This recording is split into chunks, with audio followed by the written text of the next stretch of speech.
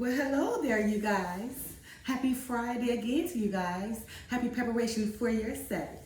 Anyway, I want to do a little reading, you guys, so you guys will understand, about the chosen seed, right? And also, who is the chosen seed and what makes you a chosen seed, okay? And I'll be reading out the book of Jubilees for this lesson, okay, or for this teaching. But I want you guys to know this book I have is called the Encyclopedia of the Lost and Rejected Scriptures, okay, the Pseudeographer and the Apocrypha. And it have a lot of writings in here and old history, not only just of Jubilees, but it got the Apocrypha, it's got the book of Enoch, the lost scriptures of the Old Testament, the lost scriptures of the New Testament, the life and time of Jesus, of course the Apocrypha. It got the prayer of Manasseh, Bel and the dragon,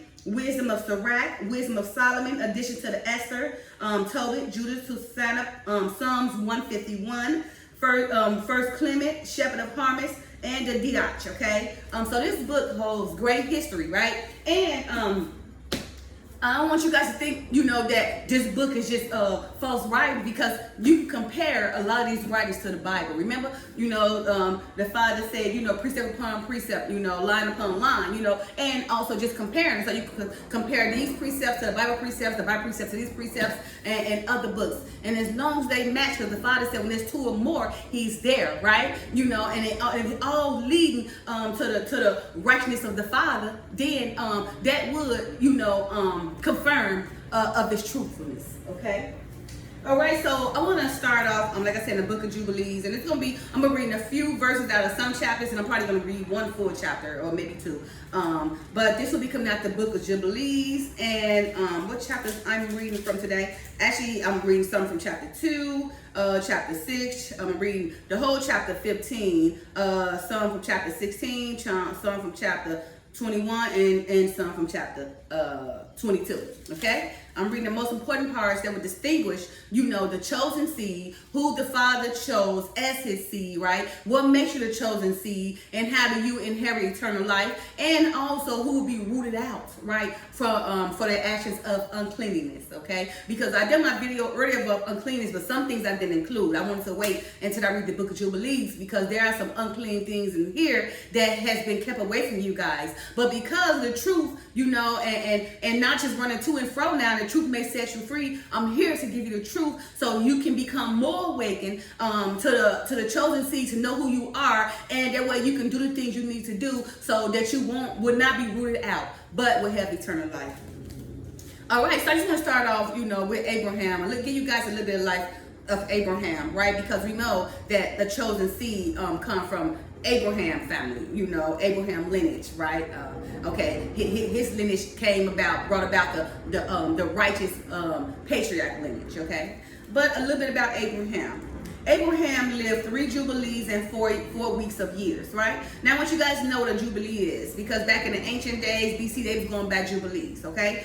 A jubilee is 50 years, and what makes a jubilee is 7 years plus 1 year. 7 times 7 is 49 plus 1 equals 50. That makes a jubilee. And when I say 7 times 7, I mean 7 years times 7 would make 49, and then plus 1 more year would make 50, right? So now, 7 years, that means each one week, okay? 1 week is 7 years. The Father considered that a week, right? Remember, He considered 1 day as 1,000 years, but He considered a week to be 7 years, right? So remember, 7 weeks equal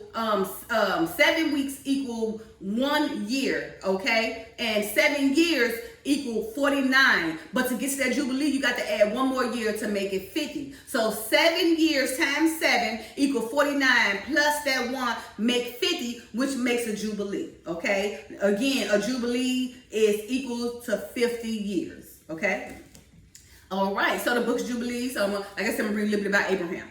Abraham lived 3 jubilees and 4 weeks of years, which is equal to 175 years. Abraham completed the days of his life being old and full of age, right? And Abraham died in the first week in the 44th Jubilee in the second year. Okay, and you can actually get this from the book of Jubilees, chapter 22, verse 1. Okay, Abraham was married to Sarah first, right? Sarah, she died 127 years, which was 2 Jubilees, 4 weeks, and 1 year. Okay, and that was his wife. So Sarah and Abraham, was the matriarch and the patriarch of the chosen seed. Okay. And Abraham also had a child, Ishmael. Ishmael came from Hagar, the Egyptian, right? And then he also had 6 more children by Kenturah.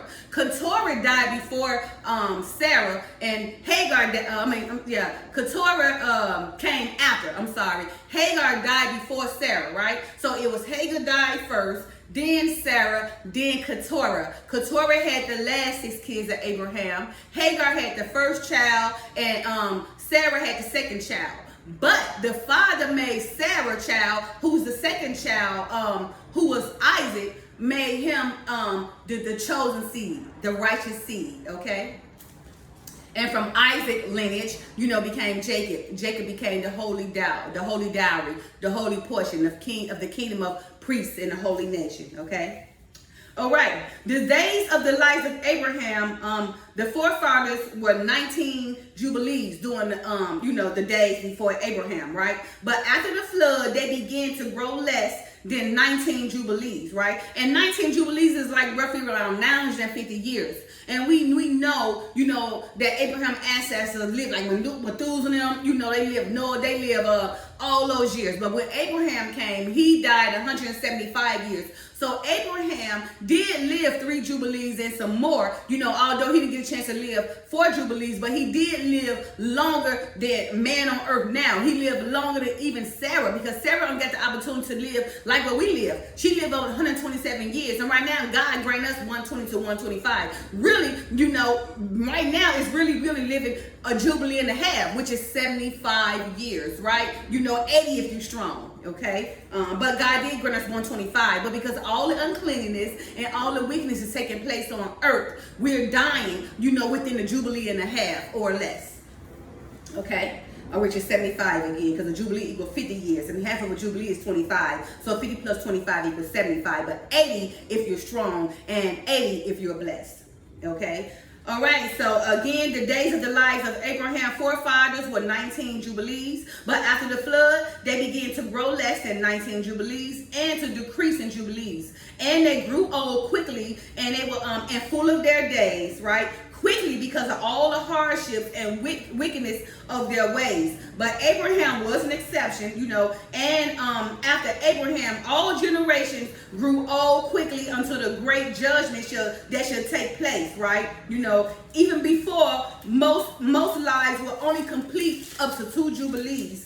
And now, even if a man lives a Jubilee and a half, which is 75 years, many will say regarding that person's life that they have lived long, but for the most part of their life, or the greater part of their life, right, they lived in pain, sorrow, hardships, right, with no peace, right? It was calamity after calamity, wound after wound, hardship after hardship, evil deeds for evil deeds, illness on illness, and all judgments of destructions, such as all these just piled up on one another, right? Illnesses are an overthrown, snow and frost and ice, right? Fever, chills, mental and physical incapacity, famine, death, and the sword, and captivity, and all kinds of calamities and pain. Right now is what we experience throughout our life in our Jubilees, even up to the 2 Jubilees that the Father has given us to live. Up to the 2, because up to the 2, because 2 will be 100, and right now people barely living to 50. Okay, so remember, it only get worse. And right now we are in the evil generation, but there is a more evil generation to come, right? And you're gonna see them really dying early. All right, all these works are over us because of our evil generation, right? And it will only get worse because a more evil and wicked generation will come after my generation, all right? Right, so now again, so and then the people should say after this generation takes place that the days of their forefathers were many, lasting 1,000 years, and were good. But in our generations, a man only lives a long life of 70, which is 70 years, right? And that's what a jubilee and almost a half, as you see, right? And if he's strong, four scores, which is 80 years, right? But all their years being of wickedness, and no peace in the days of the days of these or our evil generation, because it's an evil generation. Okay. All right, so you guys should know, like I said, the chosen seed come from Abraham lineage, right? The righteous, because of Abraham righteousness, the father, gave Abraham that covenant, right? Abraham righteous appeased the father, right? So he allowed Abraham to become the father of many nations. Now remember, Abraham had Ishmael, which is first son. Then he had Isaac, which is second son. And then he had Keturah. And Keturah had 6 more sons after that, right? But although Hagar, who the Egyptian, who had the first son of Ishmael, although she was the first son, the father made Jacob son, Isaac his firstborn, right? And to be one of righteous, because why? Sarah was his wife, and Sarah was already preordained to have Isaac to be the chosen seed, okay? All right, now we got to understand that Abraham comes from the lineage of Seth, right? And let's see about Seth. Seth's descendants, was the righteous descendants, Seth's descendants was descendants who started calling upon the Lord first, okay? Now, Seth's descendants, right? Seth was the third son of Adam and Eve, okay? And Seth's descendants consisted of Enosh, or sometimes called Enos, right? Now, during Enosh time, or Enos, that's when the people started calling upon the Father, all right? Seth's offspring became the righteous lineage of patriarchs that led to Noah, whom survived the great flood. Noah and his kids, he was part of Seth's lineages too, right?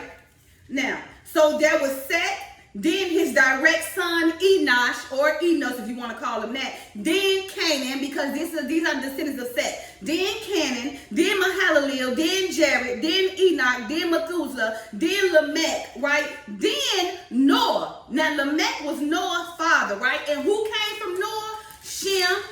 Shem was Noah's eldest son. Then Ham was the second eldest, and Japheth, was the third, was his last son. And in the Bible, in Genesis, we do see that the Gentiles stem from Japheth. But also, the Gentiles stem from Abraham's other kids, right, outside of Jacob. Because Jacob was the only chosen seed. Everybody outside of Jacob, of other Abraham kids, will be considered Gentiles, okay?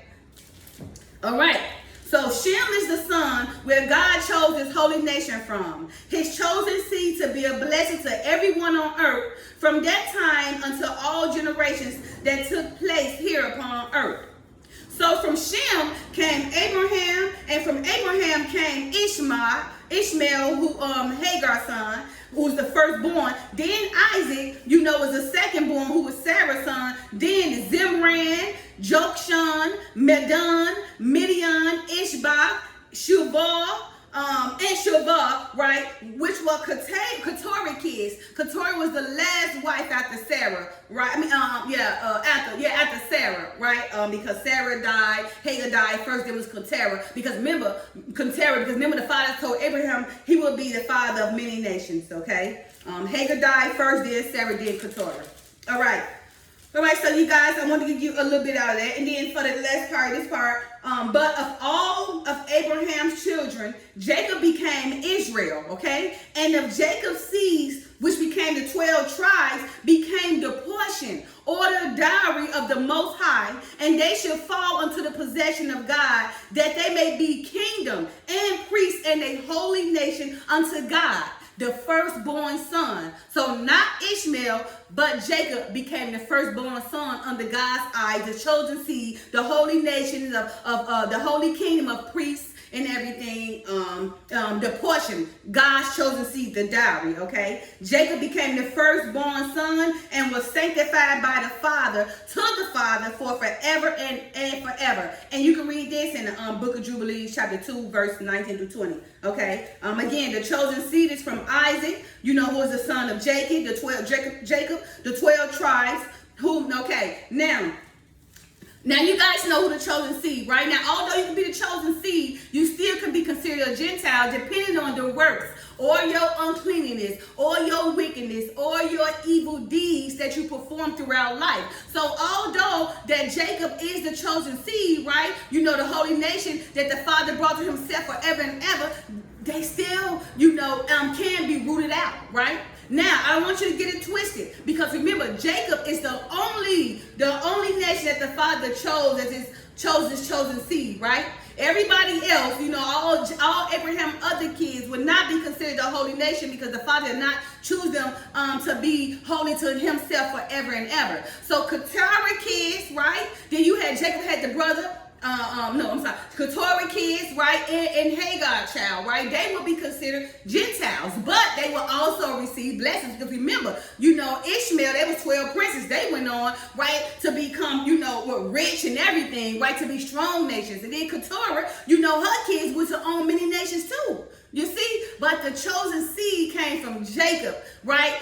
From Sarah, because the Father found Sarah and Abraham, made a covenant with them, okay? All right, so I have chosen seeds from Isaac, son Jacob, the 12 tribes. Okay, so I'm going to a little bit of deep, you guys, about the chosen seed. Okay, I'm at 16 minutes on here. All right. So before I go to the next, I'm going to say this last thing, and I'm going to go to another read, continue. I want to do this less than 20 minutes, or it's going to be hard to upload. All right. Just want to say this, right? The chosen seed of Jacob, to maintain that covenant, right? And to still be the chosen seed, there are eternal laws that Jacob must follow. This is eternal law forever. And I'm trying to tell you, these eternal laws don't apply to all the Gentiles, but to us, okay? So these eternal laws for Jacob, applies to us, would consist of anytime Jacob, a man child, is born, they should be circumcised on the 8th day. There's no in and out around that, but there's an eternal law. And back then, we were getting circumcised on the 8th day, but of course, Jacob forsook these laws, right? And then also, Jacob is commanded not to never eat any blood of any meat. All your meat should be fully cooked, right? Because anybody who is eating blood in their meat will be rooted out, right? Forever, because these laws are eternal. Now, and of course, these laws, it really applies to Jacob and them, right? Just to be the chosen seed. But remember, these are eternal forever. So now, these are laws that makes Jacob the chosen seed to be considered being circumcised on the 8th day, right? And not eating blood, right?